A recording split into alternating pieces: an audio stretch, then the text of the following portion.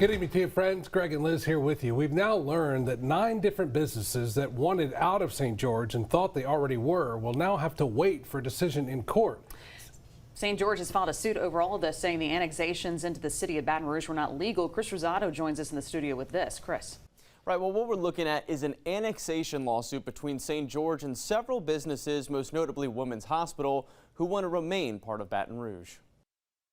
After voters approved St. George becoming its own city, many major businesses like the Mall of Louisiana and Our Lady of the Lake Hospital asked to be annexed into the city of Baton Rouge, which is now a done deal. But 9 other annexations are still tied up in a legal battle. Those include Women's Hospital off Airline, United Plaza, the 5-story building on Essen, along with Louisiana Retirement Systems and a handful of other businesses. St. George claims those 9 properties are still on their turf and filed a lawsuit to challenge the annexations. That suit was put on hold until the state Supreme Court's decision. Now it's back on. And so the lawsuit was put on pause because there was no reason to determine the lawsuit if the St. George Incorporation went through or didn't go through. And really, when you talk about multiple businesses, we're really talking about 1 or 2 actors that control or own most of this property. Now that the state Supreme Court has ruled St. George can in fact become its own city, the annexation lawsuit is being talked about again. But before they can revisit it in court, St. George spokesperson Andrew Morrell believes it will be delayed yet again since Baton Rouge has asked the state Supreme Court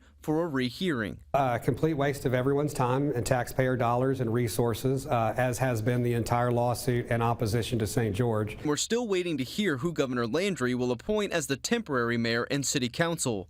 And with Morrell leading the charge for St. George, many are wondering if he'd be up for the job. No. Absolutely not. My belief is idealists create governments and politicians destroy them. Councilmember Dwight Hudson, who voted against the annexations, is another name being tossed around as a potential candidate for mayor. His district includes all of St. George. My focus right now is to run for re-election at Metro Council this fall. I would like to see how the field looks for mayor before I make any final decisions. I'm enjoying my spot on the Metro Council, though. I'm not necessarily trying to be mayor of St. George or anything like that. I'm always going to be supportive of Dwight and whatever he pursues. Again, to be a voice on a council that's that hostile towards St. George and to stand up for our rights, it means something.